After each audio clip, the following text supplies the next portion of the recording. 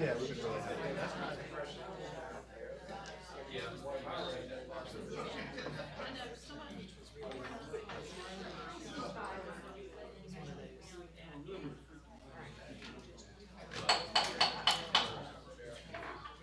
Good afternoon. I'd like to call the meeting to order of the Buncombe County Health and Human Services Board, September 27th, 1913 meeting. It's good to see everyone. We're happy to have Commissioner Belcher with us today. Thank you for attending.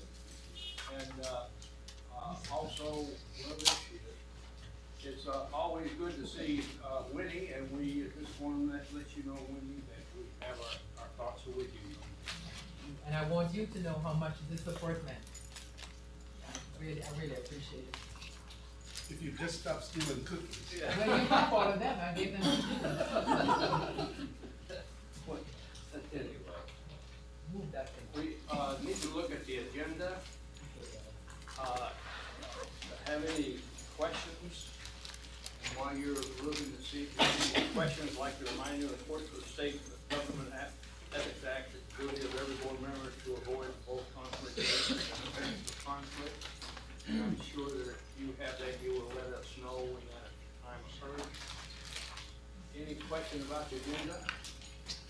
Do I have a motion that we accept the agenda as presented? So moved. Moved, second. Any questions? All those in favor say aye. Aye. We need to next look at the board minutes for the August meeting. Have any additions, corrections? We received all this by email. If not, do I hear a motion that we accept them as presented? I move. Moved. Second. Second, but Dr. Whitener. Any questions? All those in favor, say aye. Aye. Opposed, same sign. Thank you. That moves us to good news. Angie? I love being this Well, I part of the program. like This is I exciting. like the good news. Good. So many of you have heard over the course of the last year around our grassroots efforts in Pisgah View with the community there. And in Becky's shop, Keenan and Rashida are our core leaders in that initiative. So as you know, they presented at the last board meeting. One of our own board members, who's not here today, Ken Putnam, heard one of the requests that they made and that they have been talking about for about a year, which was for a crosswalk so the kids could cross over Amboy Road and get to the park for wellness and exercise. So Ken heard that. He contacted his NCDOT partners, and we now have a crosswalk at Amboy Road. So thanks to the good work of Rashida and Keenan and that community group who were very active, and also thanks to Ken. We appreciate his support. Yes. That's wonderful. I did receive that little message that you sent in, and I thought it very appropriate. It's a nice thing that he had done. Thank you for reporting. That brings us to Jim, and we got rid of the 2013, now we're 2014. We're now in 2014 and soon begin the process for 15. Good afternoon. In your iPad, if you'll select the Foundation Worksheet tab, you'll see the financials for, financial dashboard. Yes. You will see the financials for the month ending August 2013. We are now 16 2/3 of the way through the fiscal year. just to highlight a couple of things, we're right on track. Overall, we're right on track with exactly where we need to be. Some areas where you will see where we would be over 16 2/3 of the way through the fiscal year is both in DSS and in public health in the administration line item, and that's due because we pay premiums for unemployment insurance and workers' compensation. We pay all of those premiums at the first month of the year, so it skews the financial perspective there. With aging services, you see we've spent 50% of the budget for those, and if you remember, we contract for aging services, so we pay half of those dollars up front to allow the organizations we contract with, Land of Sky Regional Council, and if you remember, they are the ones that administer those funds to organizations to serve the community in the aging services. Otherwise, we are within our budget constraints for DSS. And if you'll scroll down to public health, you'll see that we are likewise, as I said, with the administration, we're slightly above, and that's because of the prepayment of the insurance premiums, but the other lines are well within the target range, and we're meeting all of our obligations. I'm happy to answer any questions that you might have about our financials. Thank you very much. Very good, thank you. That leads us to the main show today. Lisa? So I'm excited to come today to speak with you because there are many different things that we're working on, and they seem to be coming together, and so it's always exciting when you know, till the soil and start planting seeds, and then you can start to see the fruits of your labor. So today's, I'm going to be reporting on 3 different things that we've been working on. But before I get started, I just want to talk a little bit about what drives me, and it is really, for me, about building social capital in this community. And I'm just so acutely aware of how each person sitting at this board has such tremendous power and potential to really strengthen the fabric of this community, to the work that you do as a board here, but also in the work that you do in your jobs and the work that you do as you're out in the community. And so social capital is really about those networks of relationships that are created where we live. And those networks are what enable this community to function in a way that improves health and safety, and to function in a way that there's intention in what we're doing. We're all about, with these networks, trying to create cohesion and trying to exchange resources in a way that lift up the community. And so this is an area that I'm very passionate about. There are different types of networks, and there are 2 main ones, and you can have what you call a bonding network, where you're really, it's a group of people where you're trying to create an inner cohesion and bonding and strong sense of belonging and trust. And then you can have bridging networks where you have, like here and here, where you're connecting this network here with this network over here. And you all, as community leaders on this board, really function many times as that bridging network. And it's a very important part of the whole concept of an integrated health and human services, is this idea that you come here, you gain information, and then you're going back out because you're connected to other health and safety institutions, and that we're working together. I think the network picture's nice, but it's a little sterile for me, and I tend to think in color and in images. So to me, it's all about you guys as community pollinators.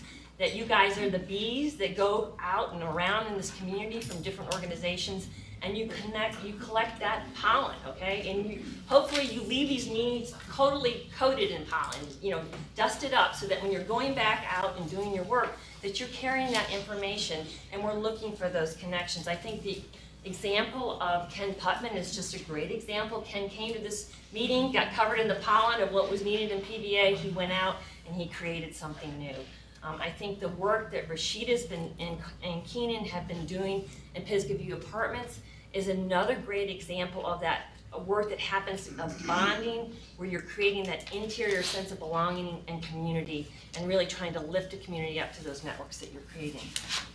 So if you can just keep that image in your head as we talk today, that will be helpful, because we're going to talk about building that social capital, both in our Community Advisory Committee, our communication team, and in the Diversity Engagement Coalition that we've created.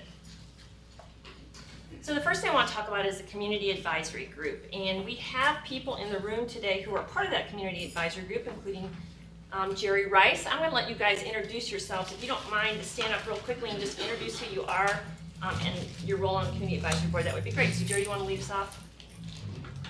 I'm Jerry Rice, I'm from out in Candler. Is that all I need to say? Sure, for right now, that'd be great. We know you. Deb, you wanna introduce yourself? Deborah Myers, Center for Diversity Education at UNCH. Deb?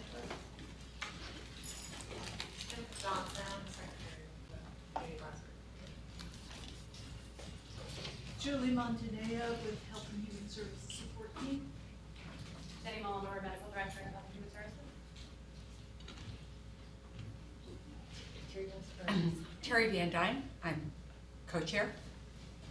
Yetta Williams, Asheville City Schools.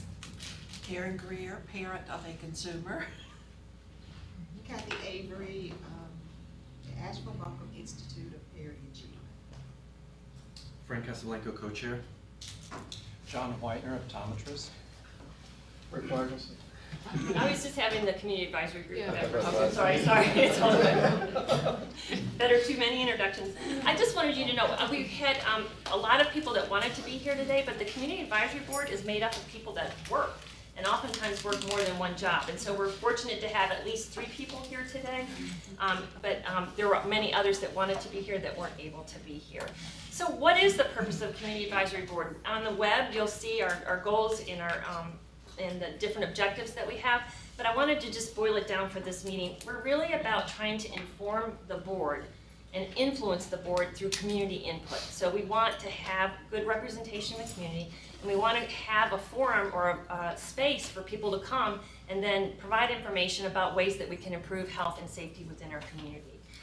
We also want the board to do their best to help inform and educate and strengthen the community in ways that helps people that are on that advisory board. So example, with Ken Tutman, again, it's such a beautiful example, finding a way to help these kids when a need was identified. So we said, you know, these kids don't have access, a safe access to that Carrier Park, and then we were able as a board to answer that.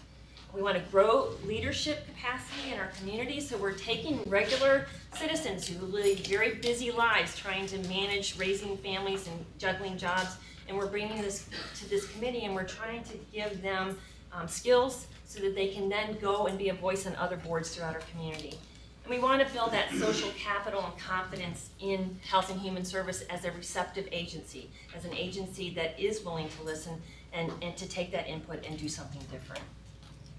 So it is about building strength and resiliency. The International Association of Public Participation has great information about how you create community engagement and the levels or the continuum of doing it. It starts out with informing and then consulting, involving, collaborating, and empowering. So this committee is getting formed. It's hard when you meet once a month and you have people that you know can come one month but can't come the other. So we're moving along and creating cohesion.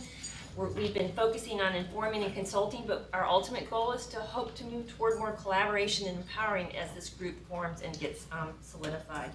And again, we want to increase our effectiveness as a health and human services organization. So the most important thing is to start out and be able to listen, to be really good stewards of listening.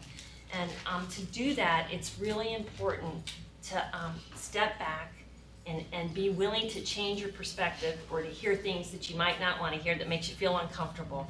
And so we have been working on that as a group, and it's been a very, for me, it's been a very interesting journey and a helpful journey for me.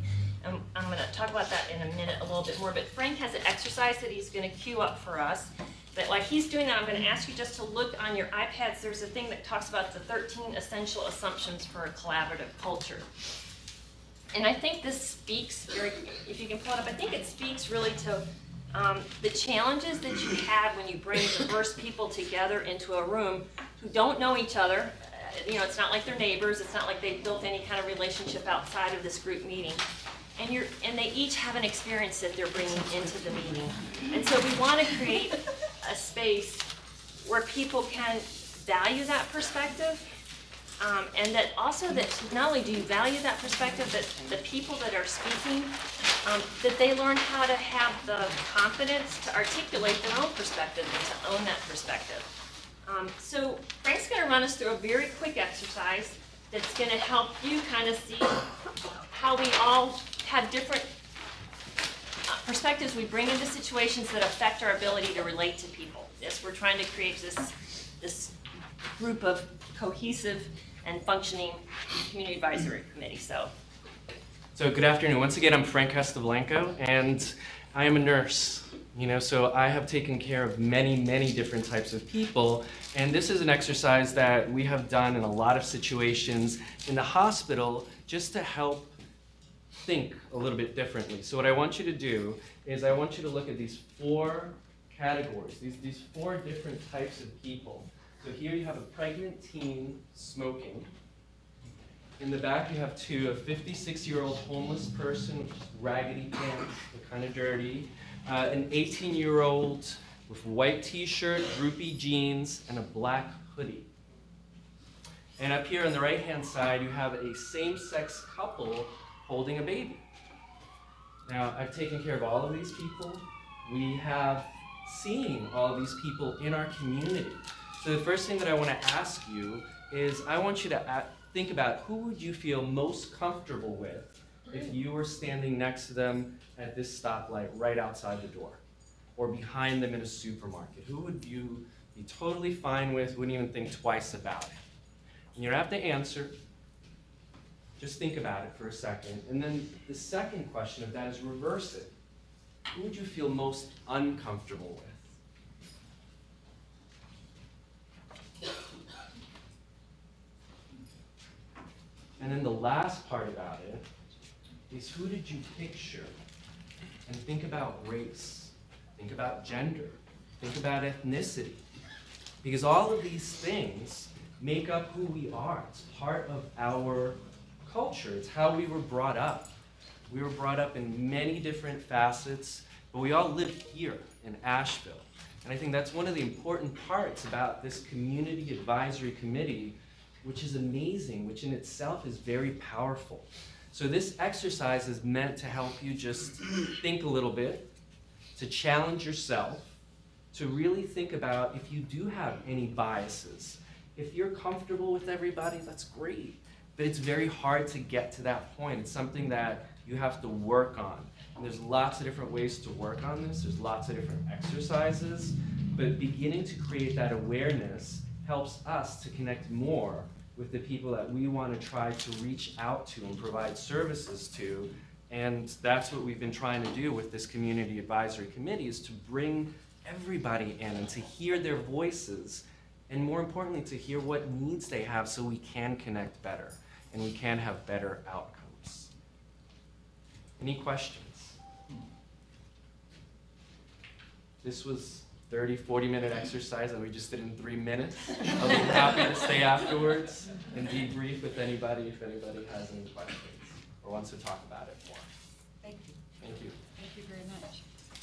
I think it's been such a joy to get to know him and the different work that I've been doing. But that exercise, I think, is really important because it illustrates for us, that when you do bring people together from so many different backgrounds, there's work to be done. We know that we want this diversity of perspectives. It's really important. That's what this advisory group is all about. But we also know that we need to create a dialogue that arises from this interplay with what happens in these rooms. So we want stories. We want stories that have that full emotional content to them. It's important. Those stories are what inform us in ways that move us to do things differently. We want to create an environment where we can exchange facts and information. We can share principles, reason, intuition, ideas, and create compassion. And that is the beginning stages of what an advisory group is all about. So again, for our advisory group, the pollen that we have are these different things. It's that perspective that people bring. It's the stories. It's the ideas that come out of that group. It's the knowledge and facts that we share, and the resulting intuition and compassion that we develop. And we've kind of had this journey with the group. It started out that a lot of the talk initially was about previous history that people would have with Health and Human Services, and whether that was positive or negative, and what it felt like to walk through the door, cross the threshold, to have to come in and ask for help for the first time.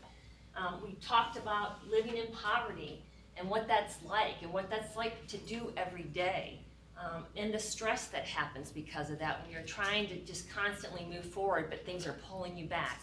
what that's like. Frank gave a very great conversation about the health cliff and the concept of that, and how people have different support services and how that impacts your ability to be healthy and to stay safe. We talked a lot about the pain of discrimination, how that's just another layer of stress that people have.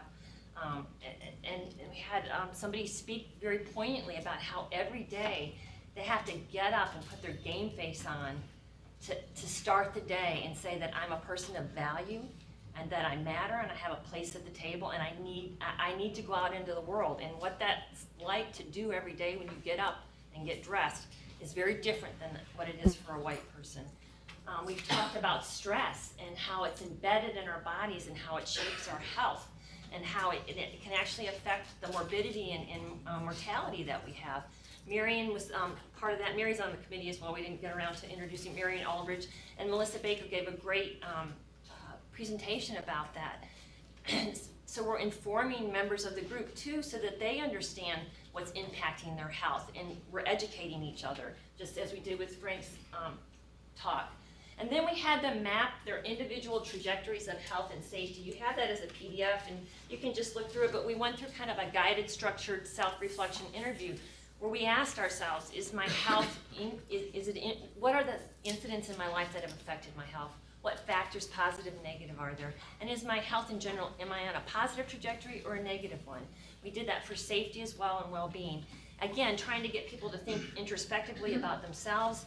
And then our next exercise as a group was to look at that as a community and start mapping assets within our community, so we can again look to see where there's opportunities to develop further strength-based assets in our community. All of that heading toward an increased health and safety through the input of community members. There's 3 tests for dialogue, and dialogue is this thing that we're trying to generate. And is it deepening understanding, and is it building relationships, and is it expanding possibilities? I think I'd like to just let, we have community members here who we introduce themselves. I don't want to put them on the spot, but if you could speak at all about the community of, the quality of that dialogue, I think it would be good for the board to hear that and what it's been like as an experience. So I'm going to pick on Kathy because Kathy's very articulate and used to speaking in public. So Well, now I have to be articulate. I want to start, when you were saying that, I want to start at number 3. Is it expanding possibilities? And then the answer to that is yes. Because in a community where so many people, and if you don't know the statistics, which I'm sure most of you do, about the Asheville community and how the poverty levels here are huge. And it's just overwhelming to me when I'm out, because at a Bibble we go door to door. And so I'm knocking on people's doors and I'm really seeing it just like it is. And to go out and see the distrust in our community and how you have to take care of that first. And you can think any program you have was gonna work, and it will up to a point if you like the old model and the old successes. And if those successes worked, then we wouldn't be in so much need, and there wouldn't be so much poverty, there wouldn't be so much mistrust, and other races would not have all these obstacles to overcome. So for me, the old model doesn't work. So for us to be brave enough to listen and do things in a different way, and the first thing is pulling in the people that you're trying to help. So even though they may not have the education, they may not be articulate, they may not be where you think they should be, for you to get to that expanded possibility, you're gonna have to build trust, you're gonna have to be able to listen to people that may not speak or understand the way you do, and you have to be able to go where they are and understand the way they understand and listen to them and incorporate what they're saying into what it is you're trying to do, because you can't help people. And that's the second thing, and then I'm gonna be quiet. The second thing is you can't help people without asking them what they need and respecting what they tell you. And if you have to incorporate that into, well, I know what you really need, you're thinking to yourself, I know what you need. So, and what you're saying is probably not what you need. But you have to be able to figure out how to make both things work. What you know they need that you're trying to give, because that's your goal. But what their goal is may be entirely different, and what they're saying immediately that they need that you had not thought of, if you get to that first, maybe the goal that you went in there with, you can accomplish. Well said, Kathy. So then what that means to me, because I work with Kathy a lot on a lot of different things, is the communication.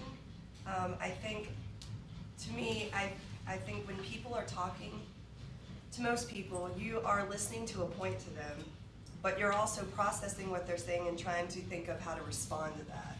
And what that has looked like for me in my classroom is not doing that, just really hearing what the person is saying, really focus on what they're truly trying to tell you, because they're processing everything around them too. And the best way to get it done, sometimes the adults aren't gonna help you, is talk to the children. The children look and see what's going on around them all the time, and they're never allowed that opportunity to say what it feels like inside of them. So what they do is they act out, they start hanging out with people that are gonna give them their voice, which causes a path of violence and misunderstanding and the distress. And so I think what we should be practicing also is just giving the children their voice, letting them talk to the adults around them, hearing what they have to say, and then taking that information and then going to those parents to figure out how we can assist them, because their child is gonna be in our society one day, in a job, taking care of somebody that could be in this room, and we want them to have that confidence and that education to do that well. So, that's Does anybody else have anything they want to add? Mr. Rice, did you have anything you want to add? Sorry, I can't hear you. Is there anything you'd like to add, Gary? One thing is a great experience to go through this myself because of living in the country all my life. I've never connected to the city in a way that people in the inner city has so many diverse problems. And, you know, I could get out, I could go, I was free to roam, I could do a lot of things. And I had a lot of supports in place. I had a community, I had a church, I had a family, I had brothers and sisters. But when I saw the diversity in the city, it's not that way. They don't have that support system. And that's where we have most of our assets and money is focusing on the city, and I understand why now. One of the other things that comes to my mind is that we need this kind of support in the community now. Our culture has changed. The country ain't like it used to be. They need the same kind of help the inner city does, but there's too much pride in them a lot of times to speak out. So one of the things I'd like for board members or anyone is to help us figure out a way, how can we reach out to the communities outside of the city and figure out a way to work out these problems. And Thank you. thanks, Jerry. Jerry brings up a really good point. We do have really good representation from the city, and we want a broader representation, so I'm glad we have commissioners here as well, because you are out in the community all the time. As everybody else here, we are welcoming new committee members, so we get that broad representation from all over the 365 or 356 square miles that Buncombe County is. So we'd be very grateful for further. And the youth as well. We have one girl on the committee who's younger, but any kind of youth representation, we're working with Erica Germer as well to help bolster that as well, because we want to build new leaders. So I'm going to transition just a little bit now from that community advisory group to talk about work that we're doing with the communication team, because they're actually very linked in many ways. And we're trying to brand Health and Human Services so that we have an identity out in the community, that people, when they see Health and Human Services, they know what they can get from it, and the services that we're delivering and the actions we're taking. We've been focusing on these communication platforms that focus on individual responsibility and community responsibility, and we'll see some examples of that in a minute. I wanted to just show you that we've created this internal website for our staff that's just being launched. where it has all these communication materials that really help to brand what we're doing in a way that we hope is more effective. So it goes from the type of font that you use and the colors so that it's readily recognized as Health and Human Services, to pictures and graphics that people can use, to key messaging, messaging platforms. It's all here and available for our staff. So this has been a big undertaking by the communication team. Jennifer in the back there and Julie Montanea, they've been very instrumental in this, and I'm really appreciative of the work that they've done. The community advisory's role has been great because we've been creating materials, and then we can take it to the committee and say, well, does this work? So what we ultimately want is this, if we're back to the bee image, we want these hives and networks that are thriving because we have really good communication, that we're reaching out in the community with good messaging, and the community is reaching back to us and telling us which messaging resonates and what they need.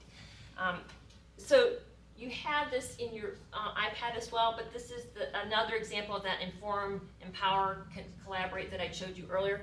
But they give you examples of what people can do on these advisory committees. They can create fact sheets or websites or open houses. You can have public comment, focus group surveys, and public meetings. And so that's part of how we'll engage the community advisory group going forward. What we've done to date is we've given them posters and things that we've developed and say, does this resonate? Does this work? And so early on, when we were doing a campaign to try and decrease abuse under kids under 6, we all thought that this little boy was just the cutest thing in the whole, did it again, okay. No, we thought he was the cutest thing in the whole world. That was our favorite poster from staff, right? We took it to the advisory group, and this was the one our staff thought was horrible. And the advisory group said, no, this is the one that speaks to us, because guess what? Parenting is really stressful. And that was the one that they wanted to see. And so they informed us. And then we changed. And so that one was the one that we used, and we created more that looked like that. We had created these messaging platforms. We worked with a consultant. We thought we were doing really well. I was using the best information from Robert Wood Johnson Foundation, and we were going to do this Choose Better, Live Better, Buncombe County Cares, and we took it to the committee, and it fell flat as a pancake. It was like, us choose? Do you know how limited our choices are? Do you know how hard it is for us to have any choice in our life? That doesn't resonate with us. That just makes us angry. We talked about switching it so it says Buncombe County Cares, Choose Better, Live Better. Well, that softened it a little bit, but it was still, it made people angry. The only one that came out of the group, we had like 8 of them that they really liked, was Building a Better Future Together, one choice at a time, because it indicated partnership, that they didn't have to go it alone. So again, we got great feedback from the committee. We thought we were doing something great, that we're trying to create these communication out in the community and back and engage people, but it took the community advisory group to help us understand that better. This is a campaign that we did on the communication committee that didn't involve the advisory group, but I'll tie it together here in a minute. It was Fight the Bite, and we've had rain with this increasing mosquitoes. And so we were really trying to go actively out in the community and decrease the mosquito population. And so this whole concept of tip and toss, that if everybody just gets rid of any of the standing water around their house, and if we all do that, then collectively our community will be protected against the increasing mosquito infestation. So we created this poster, which I thought Ben did. I thought it was just a fabulous poster. We have these wallet-sized cards that we give to people that you can just put in your wallet. That's the front and back of that card, that just gives them information about how important it is to tip and toss and what to do with that. And then we created this video that I wanted to share with you. You got a link to this a while ago, but I don't know if you watched it, but let's just watch it real quick.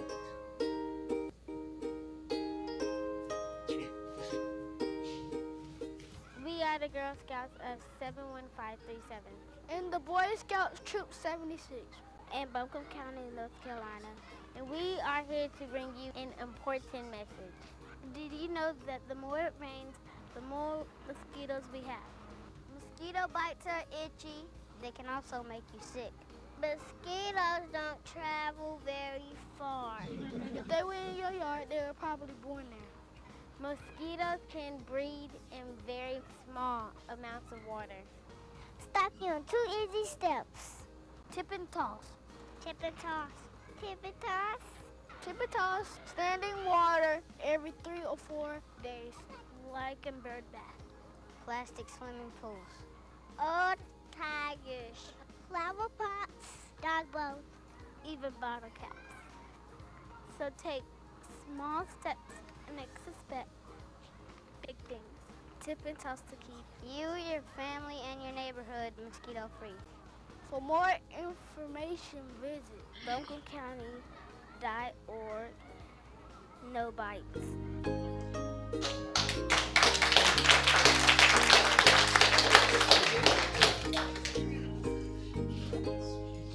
So it's really great when you work with talented people.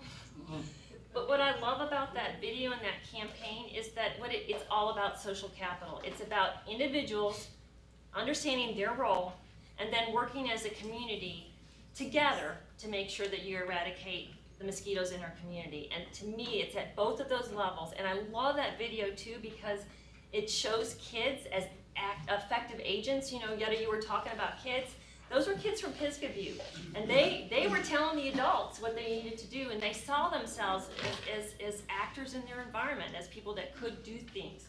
And so I love that weaving and that creating of social capital through that communication, using the work that we've done in Pisgah View and tying it all together. So it's exciting to me when that happens. And we're almost done here. I didn't lose the PowerPoint. And then the last stage I just wanted to talk to you about was the work that we've been doing for the Diversity Engagement Coalition, and I'm very excited about this as well. For those of you that have been on the board, you'll recall that in April we had Robert Livingston come and speak to us at a Diversity and Inclusion Conference. It was the first time we'd ever done a conference like this. We hosted it with the city, and we had, it was sold out, full house, 250 people, I believe, that came to it, and it was at UNC Asheville. Did it with the Center for Diversity Education work that we've been doing with Deb Miles. And they were partners in it as well. And this conference was fabulous. We had people from across the community coming together, a lot of energy, a lot of momentum. But we asked ourselves, so what? Like, what are we going to do next? And Deb and I have been working since that time. We brought together anchor institutions in this community, AB Tech, the Chamber of Commerce has just come on, Buncombe County, the City of Asheville, Mayheck, Mission Health, and UNC Asheville. And we've been working together to say, what can we do in our community to really, and Frank's been a part of that as well, to retain the minority and ethnic diversity that we have right now in our institutions, and how can we do that together? Because we know in Buncombe County, this isn't a hugely diverse community, and we know anecdotally that we can attract professionals here, but they don't always stay because they don't feel connected to our community. So what we're trying to do is, by pulling our resources across, we're trying to create a community across these institutions that creates that connection, belonging, and that professional support for underrepresented minorities in our community. And we're very excited about this, having a luncheon on November 5th, where we're going to use it as a kickoff and brainstorming session with staff, and we've been doing a lot of one-on-one interviews and small group exercises leading up to this. So this is that other part, again, of trying to create a community that mirrors this social capital of inclusion and diversity. So it all hopefully comes together in a way that creates a stronger community. So do you have any questions? Is that consortium open to anyone? We are focusing right now on those groups, but yes, if the VA wants to get involved, we are certainly interested in that, Sharon. Yes? The No Bite video is great. My question is, how are you using it? We did a press release. It's on our Buncombe County website. We used it with staff to get the message out. So would you like to use it in your doctor's office or anything? Well, I'm just thinking beyond that of, you know, wider distribution. How could that happen? Just raising the question. Yeah, no, I'd love, as pollinators of the community, if you all have a waiting room or some place that you would like to put it on your website or newsletter, that's exactly what we hope to do. So, yes. It's on YouTube, so we can link to it? Mm-hmm. We can send you the link too. Any Lisa, other? I just make a comment. I am very proud of Buncombe County when I see things like this. I just want to say that publicly, that these are the kinds of things that I believe will pay off in the future. And while they may be difficult for you to navigate now, I believe that in 5, 10, 20 years, these efforts will be recognized as having been monumental in the growth of this community. I hope so. I think the listening speaks to all of us. Yes. We need to listen just a little bit more to those that we serve. Clearly, from what you heard today, there's valuable information in listening.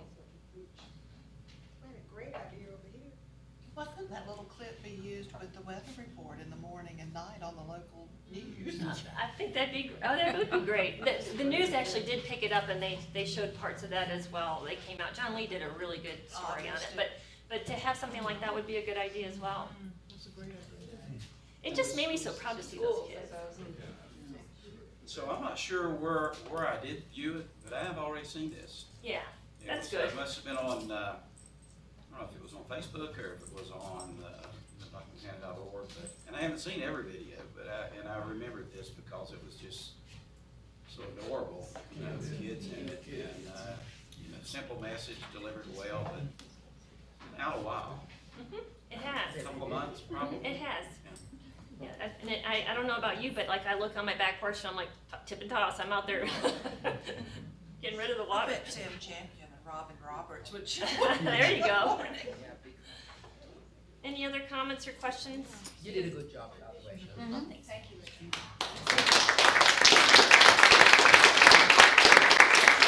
I want to thank all the committee members that showed up as well today. It really, the more I work in teams, the more I just see the beauty of teams, so thank you. Terry? One thing that if you have the opportunity to be at one of these meetings for the community advisory group, I guarantee it is involving. It is a stirring group of people who are definitely giving information that is needed for this community. And I've been impressed each time I have been there. And when I was watching the clip on the young people, I could just think about the people on that committee doing the same thing because they are so involved and so interested in what's going on. But that's quite a group, and I think we're going to hear a lot of good things and get some good information from them in order to help us with what we have to do. Thank you. Thank you, and thanks to Frank and Terry who co-chair that group with me as well as the members. That's it for me. Okay, I think Gibby has. For director's report today, Gibby's going to lead that component of the presentation, give an update on the community health improvement plan. While Gibby's coming up, Krista can resend the link to board members when all the advisory committees meet and who the members are. And please, as board members know, you're always invited to attend any and all of those who are available, all of the advisory committees. And Gibby's going to talk a little bit about some of the work of public health advisory committees. I'd also like Lisa's PowerPoint. If she could send that as well. There were a couple of things that I missed on that. You gotta watch Don, he'll find a way to use it, which is a good thing. You know what, I'm all about that. Yeah, it's a good thing.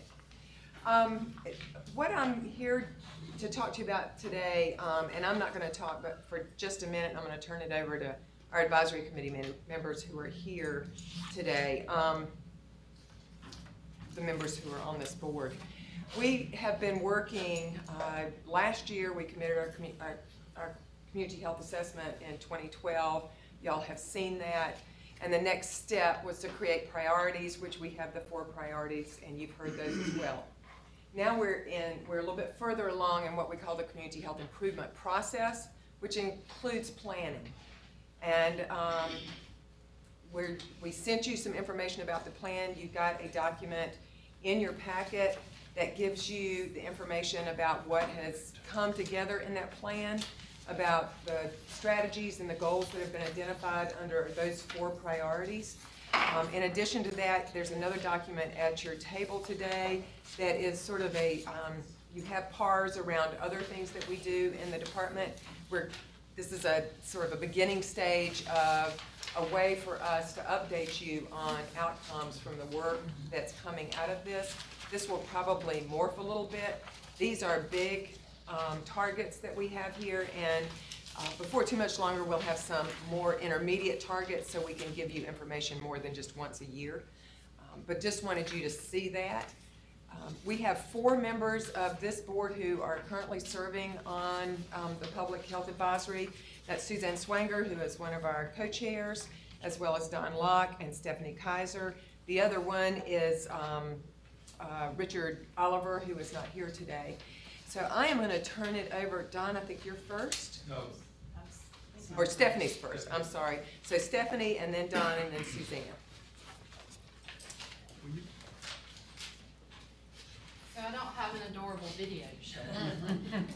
I thought it'd be easier if I just came up to the front, and Dawn encouraged me. So I'm gonna share with you a little bit about the work groups, and Dawn's gonna share more details with you about the actual council, the Public Health Advisory Council. But the work groups, so imagine a room full of all of you passionate about one of the items listed in front of you. So we'll pick tobacco as an example. And you've all got major, wonderful ideas and initiatives happening in the community. So then picture one of our staff. So who's the lucky person? Our tobacco person isn't here right now. So, or is she? No, she's going to the state to do wonderful things. But so then there's a staff person from Buncombe County who is, quite frankly, in my mind, you know, the herding the cats thing. So in my mind, I'm envisioning all of these very powerful, influential individuals who really do have the greatest ideas, but needing to come together and come to some alignment about what will we do in this community to address and work on this initiative collaboratively. Now, what the county is not doing, the county is not taking away the individual identity of these work groups. So if you are that wonderful nonprofit and you are making great strides in your local little community where you live and where you reside within the county, you can continue to do that great work. But please share that great work with others so that these other initiatives could also learn from you and perhaps better their experience and or perhaps add something to that experience. So for work groups, that's how I envision that. Again, another one that I sat in on, so I have staff at Mission. So one of the things I'm committed to doing is making sure we have mission representation on all these. All these are health-related issues, and just finding out, so who's going, are they attending? Let's make sure we are contributing as we should be. But it is amazing to sit in a room full of people who oftentimes aren't health providers in this community, but they are passionate about the impact that health has on the people who reside here. So the work groups are feeding a lot of powerful information up to the council, and Dawn can share some of that with you. They're also getting to know one another, and as you listen to Lisa's presentation, I thought it was quite frankly a perfect lead-in to describing work groups, because it really is about negotiating with one another, learning who you each are, listening. Had an experience this week where you saw that listening perhaps not happening between two individuals, but you know what? They're working through it, they're moving past it, because the goal is to improve the health and the experience for our community. So that's the work groups. Dawn? I've been trying to think of whether I was a worker bee or a drone. Just that's been going through my head. I don't know what I am. I'm not quite sure of that, but or just a pollinator. But one of the things that I want you to do, all of the members of HHS, is I want you to look at this sheet, and I want you to know the elevator speech for which HHS has agreed to be responsible, and which I hope you're going to vote to endorse today. So if someone says, what are we focusing on in Buncombe County? I want you to be able to say healthy living, tobacco prevention and cessation, preconception health, and early childhood development. Now, that's all I need you to say. I need everybody to do that. And I'm likely at the next meeting to come up to you and ask you that. So that's your homework assignment. And we're going to have some people visiting our community in December, and I hope that they talk to you, that you will manage to do that speech for them. And those of you who work in the area, I know you can already do these things because you've been hearing them a long time. But the Health Advisory Committee has as its primary responsibility to pull all of this together. You received the plan in the mail, and I'm not, as an attachment, I'm not going to read any of that to you because I think it's 114 pages long. Is that right? About 114 pages. There's a lot of stuff in there. We have endorsed that plan because we have gone through it looking at the bigger picture. When all of these folks came together and told us what we needed to be doing after we had done our community assessment. You remember we talked about that. We did the community assessment, and now we're in the process of saying these are the needs of Buncombe County, and from that list of needs, we want to focus on these 4 areas. And those are going to be, what you're going to have your elevator speech ready to talk about. But we are responsible then for becoming advocates for these areas, because that's what, as we see programs developing. One of our members said something that just really resonated with me. She said, at my meeting, I took these items, and as we were going over our agenda, I asked, how do we meet each one of these in our organization? That's one way of getting that in there, and one way of advocating within the organization. I think some of you know that Stephanie, Gibby, Allison Jordan, and Marion went to Greensboro for a week-long training with Robert Wood Johnson. I want to say Robert Louis Stevenson. Robert Wood Johnson. On how to expand our boundaries as we are working with with issues like this. And that's really what we're trying to implement. So at each of our meetings, we try to do something that we learned in Greensboro. And I loved your exercise. Those are the kinds of things that really resonate with us. We have 20 people on our Health Advisory Committee who are doing a wonderful job representing a broad section of our community. And from business, from environmental planning, medical, higher education, agriculture. We've tried to connect everybody we can, because all parts of our community have to identify with these 4 things. That's what we're going to focus on now. If we're going to focus on them, everyone has to be on board if we're going to make significant inroads into resolving some of the issues that we have. We came up with a plan. We've all read it more than you'd like to know. We have voted to endorse it. And then we had to do, I'm learning all these things that, how systems operate. It had to be submitted to the state, because each county has to have a state plan. So we submitted it to the state, and guess what? It didn't pass. No, it did pass. The state gave us accolades for what. Just to see if you were awake. Gibby almost lost it over there when I did that. But the state has already approved it. But we need you to approve it as well. We need to have our county HHS board, because this is and we're sort of learning how to do this combined HHS this year. So it may seem like it's a little late to come to you for approval, but we're learning how to do this, and we have state deadlines and things that we have to meet apart from this meeting. But that's what Suzanne is going to talk to you about. But I think this system of a combined HHS with the Health Advisory Committee is working well. And I'll entertain any questions if you have them. Okay, thank you. I'll turn it over to Suzanne. We have had wonderful conversations and bringing many groups from the community in to tell us about the health needs. We understand that we have established baselines, but we know that those will change, and that we will get more specific and more measurable in the work that we all do. And we hope that you will use this information to carry the message out to the community partners that you have. Mr. Chair, I would like to make a motion that this board accept the community health plan as presented today. Second. Move in second. Any questions from anyone? If not, then I would like to, all those in favor say aye. Aye. Opposed? 100% for. A lot of work. It is a lot of work, and I would like to thank our groups here today. Also, a bit of good news for our community as a whole. Part of Don and Stephanie's work, and Gibby and Marion, as he mentioned, the trip to Greensboro, the Robert Wood Johnson Foundation has a grant that they established and award to communities for the community partnerships and the work to make the community better for everyone.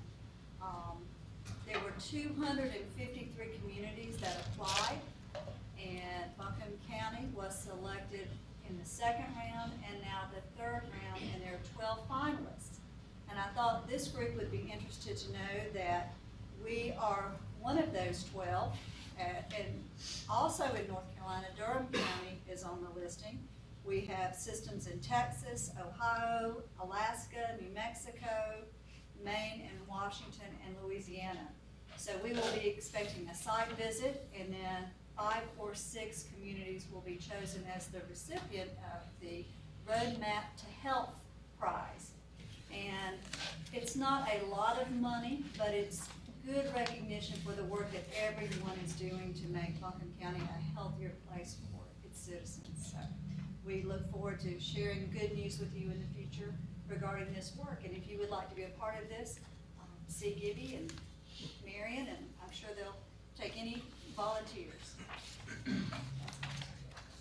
That's why you need that elevator speech when that committee comes to visit us in December. That's when you need to be able to articulate that. Give out pocket coins. I'm sure Don, you'll remind us of this again. I will. Gibby keeps reminding me. Okay, thank you. Just a couple more things. I too want to thank Lisa and her team and the board members who serve on that committee, and most of all the consumers and community advocates. What a great piece of work. I think recognizing the work that Kim Putman did, I really appreciate that Kim left, thought of that idea, made it work through this system, but I want to recognize other board members have done very similar things. Sharon was part of a presentation on veterans that really looked at sexual trauma in the military and has pushed us, not always so gently, that we needed a female presence among veterans service officers and somebody with that particular skill set. And we heard that voice and have worked hard to accomplish that. Yes. You know, I think Stephanie began doing some work with the sheriff around their wellness program, because there's a lot of research that says first responders are challenged related to wellness issues, and Mission faces many of those because they have employees who work in high stress areas and do shift work. Van had Mission come up with what we think is a much more effective evidence-based wellness initiative for employees. She brought it to me because I'm assigned the financial side of that in the county. And I loved it, took it to Wanda and said, I want to do this too on the health and human service side. And Wanda said, I want to do it countywide, so we shall roll it out in December. And I think as Mission's able to get more of the larger employees aligned in their wellness initiatives for their own workforce, that's very exciting for us as a community, and that's that social capital piece that I'm very grateful. I said it in the beginning. We chose this board not only because there were required expertise, but for you as individuals and the passion and expertise you bring. And so we were very grateful for that, and I wanted you to hear that. I want to touch very briefly. We had an unexpected visit from the Secretary of DHHS. She might have wanted out of Raleigh and out of the news, but she wanted to come and see how we were doing related to NC Fast, because we're outperforming most urban counties, and that isn't anything to crow about, let me tell you right now. But she also wanted to see integrated health and human services, and she said she wanted to spend about 45 minutes, and she brought a group of staff and stayed about 3 hours. And I think she has since talked about in many settings across the state that we really are the model for integration, and it really, that our commissioners have really led it in a way that's not about authority or power, it's about focus on better outcomes for the community and how we serve individuals. So I feel great pride in the fact that she's talking about that across the state. Also wanted to say that when we did the Affordable Care Act presentation a couple of months ago, at that time, the direction from the state was that we didn't have a role in that. They released policy last week that said we were, DSSs were to assume the leadership role in the Affordable Care Act, and how, right in time for October 1st, and how we connect individuals to insurance options. Lisa's team has done a lot of communication on that. If anybody wants copies of those, we've done cards with a website, some basic information, some flyers. We have a whole website dedicated to it, and we'll have navigators in the lobby at Cox who are helping individuals navigate that system. I think when Steve does his orientation for this board, which might be, is it next month? Yeah, I think we'll actually do it at Cox, because there's still many of you who have not seen that integrated system, and we really want to do that walkthrough and have you experience what it's like for a consumer who there, and some of the outcomes we're achieving. So those are the main things I had to share. That's wonderful. Always good news from HHS department. Thank you so much, Mandy. Our next thing is public comment, and I don't be able to say hallelujah today because you're here. So, Jerry, you like to He's being good. He's being good today. He's being good today? You're being good today. Stay that way. Yes. Okay. Yeah, thank you, Bill. If you life with Bill, it's the last meeting, life at him at this meeting, because Bill and I are friends and will remain friends.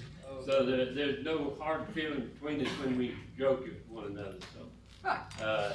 We joke at one another, then we're not friends, but anyway, health and human service has always been a heartfelt thing for me, because I grew up in church, and I know we have Mr. Commissioner here from my hometown in Canada, and he knows the people, a lot of them that I grew up with, so he understands that environment, and I just wish that health and human service could be put on the map for what it really is. The commissioners would be put in the back room more or less if human service was put out front, because without health and human service, we're nothing. Because if we're not in the business of helping one another, we're not doing what we should do, not as a community, as a person, or agency. So what I would like the commissioners to do, since we have two here, we can talk to them, is I think the way to reach out into our community and make health and human service better is kind of like when you cross the state line, anywhere you go, you got an information center. I think if we could set up an information center in each of the counties, each of the districts, like school districts, but don't name it DSS, don't name it human service, have an information center, kind of like the tourism development. When you walk in, you got all kind of literature to look at, pick from, you could just have choices, but at least have substations like that set up. I think that would be a way of getting the message out. And if we don't get it on the technology end of it and get the information out, we ain't gonna get it out. Because that's where the kids are, that's where the adults are, and that's where the future is. And one other way is on the e-letter going out from county commissioners. That'd be a good way to put our advertisement on our health and human community service side too. And thank you very much. Thank you. Jerry, do you have anyone else from the public who wishes to speak? Okay, then I'll say hallelujah again, because we're going to end out a little early today, and that's even more wonderful. Do I have a motion that? Absolutely. Can I just make a real quick announcement? Because I think it would be of interest to you all. The Community Foundation of Western North Carolina is bringing a speaker on October 24th, a gentleman by the name of Jim Johnson, and he's going to be talking about demographic trends that are causing disruptive changes. And I think it would really be helpful to the work we're doing here. It's free, it's going to be at UNCA, but you do need to register in advance, and it's on the front page of their website, which is communitycfwnc.org. I have heard Dr. Johnson speak, and it's an entertaining presentation, and it's really changed the way I think about some things. So thank you for letting me interrupt. I too have heard him, and it is very good. You see, you'll put that in, Chrissy, you'll have that in it says too. That'll, stuff like that. Any other announcement? If not, I entertain a. Absolutely. Winnie's back. Winnie's back. Have a second? Second. Moving second. All those in favor, say aye. You're out here. I think you need to try this. You got to learn. So